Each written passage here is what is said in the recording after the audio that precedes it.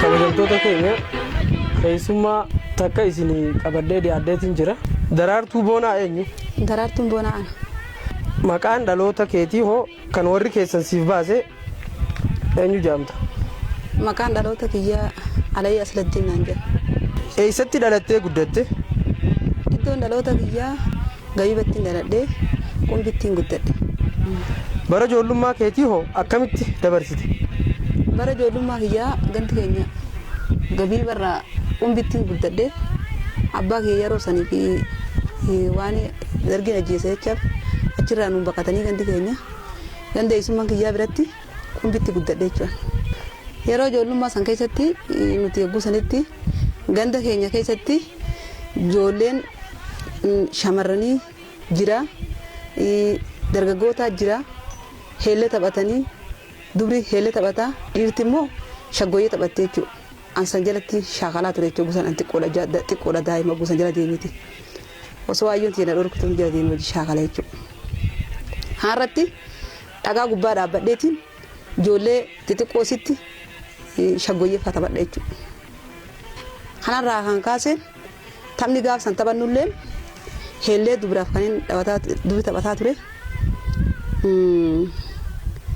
Amaya odalaga amaya hanoda alaga ya magala haru bisha alaga jecha tura taphannee kana taphannee jechuudha. Kana immoo dargaggoota warra isaan taphannaa yookiin maamaarii jedheti daanyana mantana likoombarii warra isaan taphannaa yookiin maamaarii looshena tumaaraanii jettee taphati yoonni gusanitti kana fa'aa taphataa turre jechuudha. Kanuma jidduun abbaan kan kee diinaan osoo loluu kufee moo iddoo dhaloota isaa naannawaa isaa dhufanii ajjeesan moo akkamitti duuti baakeetii gaafa dargii? Abbaan kiyya kun akka itti du'e gaafsanii safara gali jedhanii. Uummanni safara gali jedhanii safara galuu didee Gabii barraa safara galuu didee baqatee jechuudha abbaan kiyya. Baqatee achirra naanna'ee karaa qarree adeer kana gamanatti isaa baqatee abbaan kiyya kun wahirra horii qaba jechuudha. Loon kana horsiisa, gaala horsiisa, re'ee horsiisa, loon horsiisa jechuudha. Kanarraa kan ka'e otoo deemee baqatee deemaa jiru dhaqqabanii waraanni dargiidha. Bakka laga ereeritti areer gubbatti dhawanii rasaa sana ajjeesan jechuudha. Ganama bariisaatti dhufanii marsanii ganda marsanii ajjeesan jechuudha abbaa kiyya.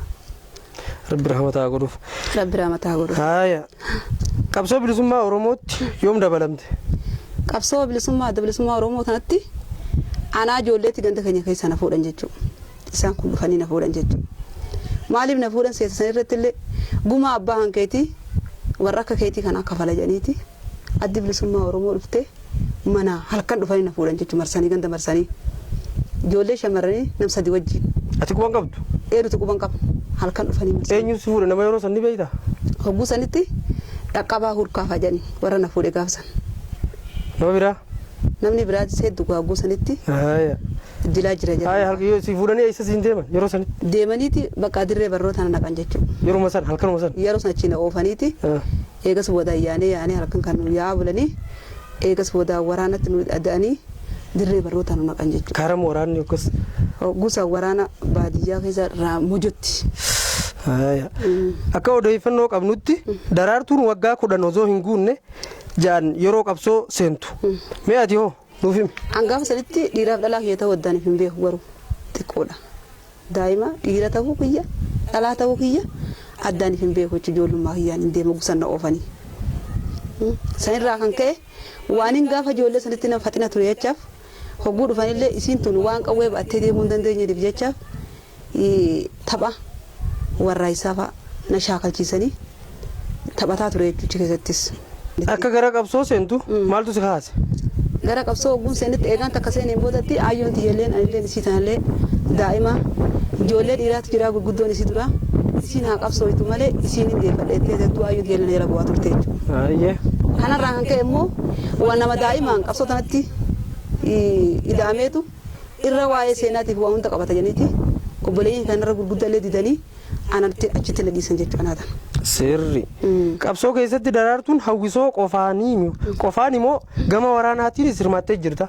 Gama waraanaatiin taanaanis karaa hawwisoo taanaanis yeroo sanitti nuti waaree beelladaa turre jechaaf yoon takkaalolli nuti dhufees ifirraa itti himna jechuudha.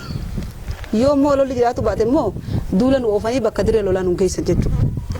Warreen lola irratti gartee dhaawame fa'aa warreen akka je'ee fa'aa kanarratti immoo gartee akka jajjabeessuu irratti akka duuba deebanii isaan qalbiin isaanii hin cabne jechaaf hamilee waraanaa kakaasaa turre jechuudha. Sagaleedhaan duuba deemtanii? Duuba deemnee kakaasaa turre jechuudha. Dhaawamtee ni jirta achirratti osoo kakaastu? Dhaawameetiin jira. Booda tanaan dhaawamee jira jechuudha duraa miti. Osoo loltuu moo osoo kakaastu? Osoo loluutiin booda tana keessa dhaawamee jechuudha. Eessa? Qoma tanaan hin dhaawame. Rabbi si baase? Rabbumaan na baase malee dhaawameetiin jira. Baga Rabbi si baase. Haakima dhayitee sanboota fayyite? Ogguu duraa miila kanaa dhaawameetiin haakima isaanillee ni qaban jechuudha. Doktoroota hedduu qaban. Namas bakka waan dubbee qabnu jechaaf hogguu sanitti bakka itti nama wal'aanni jira. Haakimoonni akkuma warri digriin eebbame warri haakimootaan eebbame hundi hedduu jira jechuun beekaan hedduu jechuudha keessatti. Kanarraa kan ka'e hogguu sanitti isaan sun na wal'aananiitiin fayyee. Achumatti fayyee ammaasii lammada hidhadhee ammas lammada ka'ee. Hawwisummaa taphadhee ammas lammada dhaawamee ammaasii hidhame jechuudha. Faraqaa lamaan dhaawame isaan keessatti. Hawwisoon jalqaba itti makamte maqaan isaa maali? Hawwisoo waba hojjanii. Sirba jalqabaa baandii san keessatti sirbite ni yaadatta? Sirbaan gaafa san keessatti taphadhee sirba aadaatis taate sirba warraayisaatis taate taphataatiin ture jechuudha. Kaarraan kan sagaleen tiyya bareedduu waan taate jechaaf hedduu waraanaa fi waraana kakaasuu fi kanarratti illee haalaan baay'ee na jaalatan isaanillee. Mee sirba warraaqsa irraa tokko nuyi? Sirba warraaqsa irraa kan inni taphataa ture hogguu sanitti qabsoo sabaa godhu bahee alaala jiraa ture dubartiin deebi'u eegaan baasee deemee ture dubartiin deebi'u eegaan baasee deemee ture jedhetiin taphadhe jechuudha. Kana malees ammoo kan inni taphadhe hedduu jira jechuudha. Sirba kana walaloo fi yeedaloonis keetum. Kiyya jechuudha. Sirriidha. Sirba kee yaa dhiiroo haa yaadannu jedhu bohaarsituu jaaniiti miidiyaa hawaasaa yuutuub irratti maxxanfamee jira. Sirboota kee irra caalaan maqaa nama biraatiin jira. Maqaan kee yeroo dhabamu ati akkamitti laalta? Maqaa keessanitti maqaa kiyya waan itti dhabameef haala yeroo jijjiirameetiin anillee sababa saniitiin jechaaf eegaan qabamee hidhaa keessa ture jechuudha. Eegas boodaan eegaan hawaasa keessatti makamee deebi'ee boodatti jireenya hawaasaa wajjin walirratti madaaleetiin anilleen humnaan oliin bahee akka sagalee keessan dabarsuu danda'u waan hin qabne jechaaf kanarra kan ka'e obboleeyyan kiyya akkasitti wallisanii bakka tiyya bu'anii sirbaa turanii jechuudha isaan hundinuu. Eenyu faan? Bohaarsituus ammaasii eenyu maqaan isii gaa. Faaxeen faanis taphatan jechuudha. Ati hayyama keetiin jechuudha. Hayyama kiyyaa an deemee bakka sanarra dhiyaadhee waan taphatuu hin dandeenye jechaaf an hayyama namni eenyuun harkee hayyama na gaafata gusanitti namnummaan harkee hayyama na gaafatu hin jiru kaanii duutetti na ijaaru. Garuu si gammachiisa. An garuu isaan taphachuu kiyyaaf isaanii qaama kiyya waan ta'e jechaaf duutti hin gaddine jechuudha ittumaan gammadee. Namoonni baay'een daraartuu boonaa fi daraartuu roobaa adda hin beekan. Daraartuun wareegamte yoo jedhan ati maaltu si dhaga'ama? Daraartuu roobaatuun beeksistuu hawwisoo turte jechuudha. Isiin daraartuu roobaatuun. Daraartuu roobaatii fi kuulanii boruutis bakka takka dhuman jechuu isaan kun amma daa'eeti isaan dhuman jechuu bakka takkatti. Saniifuu dogoggora maqaatu si wajji wal fakkeesse atiis akka duutetti namoonni tokko akka dubbatan godhe jechuudha. Anis waan inni eegaan dhufee jidduu riphisee haalli garaagaraa waan irratti dhiibbaan dhufaa ture jechaaf hedduu namatti ol bahee namatti sagalee keenya dhaga'uu waan uummanni dadhabee jechaaf namni anis yooniin takka ammoo isaan kana silkii fi waan garaagaraatiin qunnamee rakkinna ragaa jeetiin alleen caljee adeemsuma hawaasa wajjin hirmaannaa waan hin ture jechaaf tanaa jechaaf sagalee kiyya dhaga'uu dhaban isaanis tana waan irra laalu hedduun qabu. Saniifuu atiis tanaaf if dhoowwisite yeroonis yeroo hamaa waan ta'eef jecha dhokachuun siin fayyada ture. Dhokachuun fayyada jeetiin ture. Daraartuun sirboota hedduu sirbite keessaa goottan qaqqaalii sabaa qabsoo sabaa godhuuf baheen ala jira kan jedhu lamaan kana faatee anniyyaa waliin wallistee jirti. Situ kenneefi? Ani hin kenneef. Isaanuma taphatuun dhaga'anillee. Ammallee eegammoo deebee mootummaan kun illee jijjiiramee jidduu carraa ol deemee taphatu waan hin harkatin jechaaf taphni kiyya kun waan uummata bira deemu jecha namoonni hedduu tawwanii taphataa turan jechuudha. Ati kanarraa aariin qabdu gammachuus ana kanarraa aariin qabu osoo nan du'eewu seenaa keessan dabarsanii isaan kuni mana Oromoo kunis itti yaadataan jaa hedduu aariitiin qabu garuu ammaaf eegana dhagaaniin booda ana jireenya kana dhagaaniin booda yoo taphatan ammoo ittiin aara. Kan biraa ammoo sirboonni wooboo koo yaa jaallan qabsoo waa hillan jireenyaa koo kajau laalaama daaticha shaggaa bareenni dhaloota kajau tokkummaan kan jau faan jira sirboota kanaan beekamtiin ati qabdu hin jiru sirboota kanneen bifa haarayaan maxxansuuf yaada qabda. Taphoota sammadee kan amma dura taphadhe malee ammaan tanaa haaraa hin qabaa jechuudha kan amma qopheeffadhee qabu. Maaliif ji waan ol bahee achi taphatu sanii fi sadarkaa sanitti dandeettii hin qabne jecha ammoo silaa akka yaadaaf hawwii kiyyaa dhaqee istaadoma guddara dhiyaadhee uummata Oromoo kana guutuuf yaada kee dabarsuun hin fedhaa jechuudha. Garuu wanni kun naa dhaqamu didee jechuudha walitti mijaa'u didee jechuudha. Kanarraa kan ka'e tapha ammaan tanaa amma kan hin haaraa baafadhe hin qaba sanillee isin jechuun hin danda'a.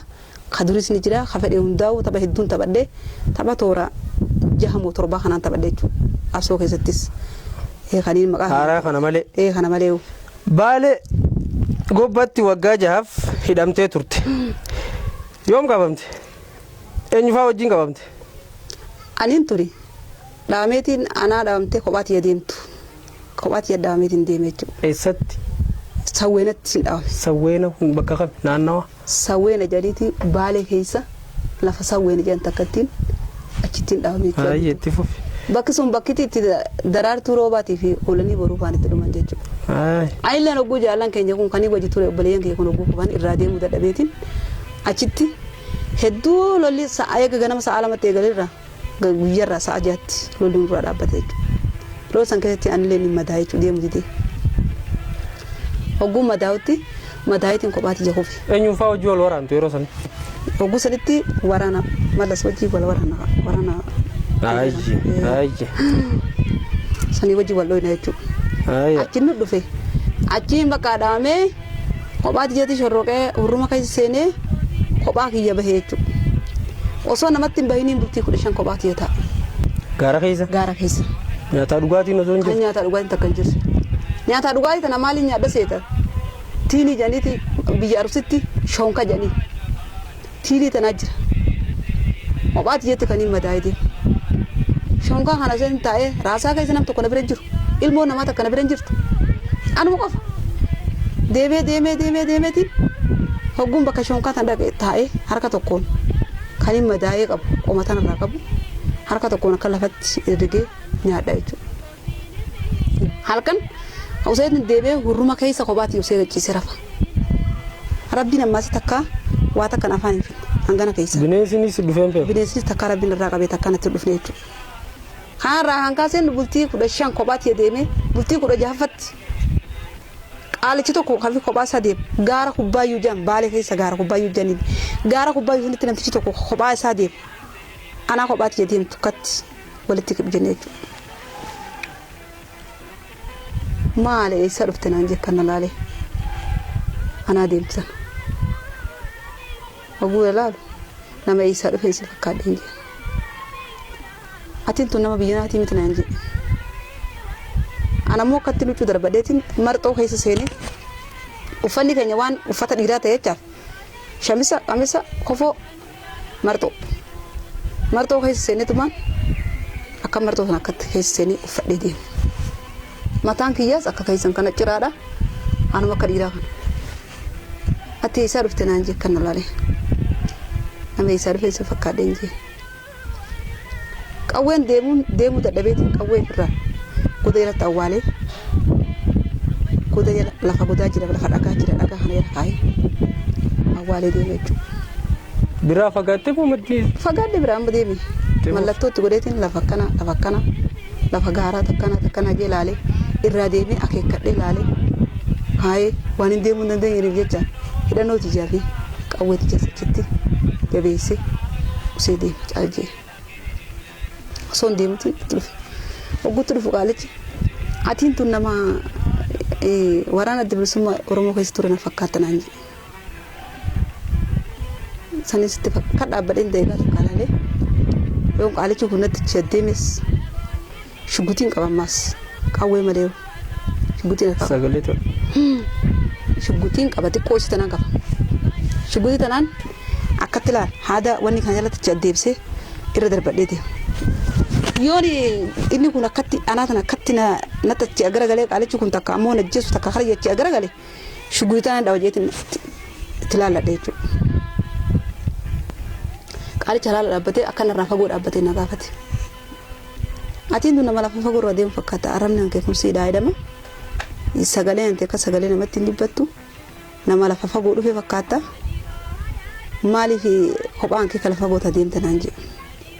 Akkuma itti baansanii aniin tun waraana dabesummaa Oromootiin ture hin jedhu.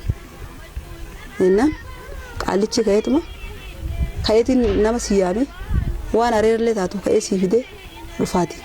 Asinne eeginaan jeen deemne haa jeetuma usee dhaabbadhe. Dhaabbadeetuma qaalichi ogguun silaa ol garagalu anduruun kute kana bira beetiin kute. Amma ogguun bira kutu kana bira kutu. Ammas deemeetiin ijoollee lafa baale sanatti uranee janiiti loon qarree loon qubsiisan.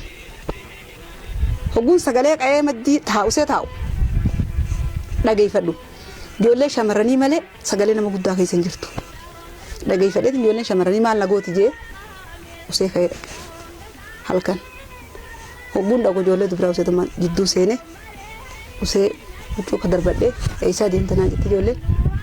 Mara akkanatti hin deemaa anillee gandi keenya uranii arma gajiraa jee itti fakkeessee tuma. Iljee usee gachise. Ogguun gachisu qaalichi tokko nu dhufe. Ogguun dhufa hanganumatti qaalichi kamatti anagaa namni lafaame halkan gaawgoo seenee anis ijoollee dubiraa qofaa mire seetiin bira shirin jedhe.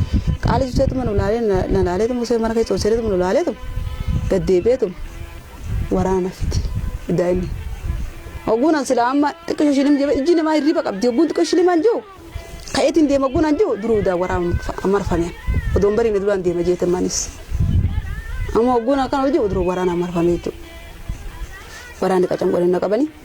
Gaara kubbaayyu keessa na fuudhaniiti gindhiir na geessanii gindhiir irraa makiinni na darbanii waan gobbatti na hidhan jechuudha. Achittiin gobbatti hidhamee haamata jaha hidhamee bahee jechuudha. Shugutii keessi irraa fudhatan. Shugutii ijaan irraa fudhatan. Oggaasi qaban miidhaan isaa sirra geessanii jiru yeroo sana. Yeroo sanatti waan uummata alaa galchaa maarree alaa galchaa jedhan jechaaf. Miidhaan sirra ga'een jiru. Miidhaan eeguu sanitti narra hin geessine laal. Miidhaan mana hidhaa sanitti sirra ga'e hoo maali? Miidhaan mana hidhaa keessa narra ga'e gaa hidhaniitu nu taani amata jaha guutuu hidhamnee odoo ilmoo namaa takka jettiin arginu osoo mana marfamnee gaa ogguu takkitti shintibeetii baanu malee ogguun taan mana keessa gallee nu jettee warra qayyimas qalfaatichi dhufee nu gargaara guyyaa aladaaf saftii jireenya keenya nurraa jijjiira warri qayyimas qal mootummaan ammoo gaa waan barbaachisu ogguu saniif ittuma kenniti. Eegaa ta'e hidhamaadhaan nutti kennan. Ganama galgala? Ganama galgala nutti kennan. Maal nyaata daabboo moo biddeena? Sa'a jaha biddeena nu fidanii ganama daabboo fide takka nu kennan. Mana hidhaa sanirraa yoom baate? Mana hidhaa sanirraa 95 bahe. Bara 1995? Bara 1995 bahe. Amma maalirra jirta daraartu? Eegas boodaan gallaan galeetiin bakka 97 keessa bakka bultii ijaaree jechuudha. Egaa hawaasatti makamte bultii ilmaan horattee ilmaan meeqa qabda? Ilma 5 qaba. Maqaan isaanii eenyu fe'en? Dhiira meeqaa fi dubara meeqa qabda? Dhiira dubara 3 fi dhiira 2 qaba. Maqaan isaanii eenyu fe'en jedhan? Tokko Magarsaadha. Ayyee. Tokko Mul'ata. Ayyee. Tokko Hambisaadha. Ayyee. Maqaa ijoollee kee kana baaftee gootuuwwan itti yaadatu qabda? Maqaa isaanii kana wajjin ni yaadadha jechuudha. Kan qabsurra wareegaman? Eenyu fa'a? Kanuma waamte fa'a? Maqaa ijaaame kana maqaa kana isaan hundaa qaba jechuudha. Isaan hundaa qaba? Sirrii yaadannoodha jechuudha. Achumaanuu maqaa abbaa mana keetii daawwattoota keenyaaf nuuf ibsuu dandeessaa? Maqaa abbaa mana kiyyaa Anijii Sheekaa jedhani. Aliyyi Sheekaa jedhani. Anijii Sheekaa jedhani. Anijii Sheekaa jedhani. Sirrii. Inni hoo qabsoo keessatti hirmaannaa qaba moo? Inni lakkii qabsoo keessatti hirmaannaa qabu inni hawaasuma keessa ture. Akkasi. Waggoota 20 oliif if dhoysitee jiraachuu turte. Amma immoo gadaan deebi'ee daraartuun haadha siiqqee gadaa humbannaa bareentoo taatee jirti. maaltu sitti dhaga'ama? Anamma carraa kan harkadhee gadaa uumbanna bareentumaa kana keessatti filatamuu kiyyaaf baay'een itti gammada jechuudha. Carruma kana uummanni keenya waliin gahee uummanni Oromoo beekaa fi hayyuu meeqaa duratti sababa maqaa Oromummaa kanaatiif hedduu dhumaa ture jechuudha. Har'a immoo sababa kanaan akkatti dirree ifa bahanii Oromummaa isaanii kanaan gadaa isaanii kan durdeeffatuu isaanii baay'eetti na gammachiisa jechuudha. Sadarkaa qabsoon Oromoo irra geessee kana akkam ilaalta? Sadarkaa qabsoon Oromoo irra geessee har'a maqaa Oromummaa kanaan kan mul'atu jechuun dura gammachuu guddoodha jechuudha. Kanarraa kan kaase ammaasii dhugaa har'a carraan kan Oromoo waan ta'eef anammoo waa hedduu xiqqoo wanni natti dhagahamu osoo silaa obboleeyyan keenya kun warreen akkatti wal afaan dhufanii wal afaan akkatti taa'an kun walitti wal jejjeeqan kun odoo silaa tokko ta'anii wajjin hiriiranii fedha jechuudha.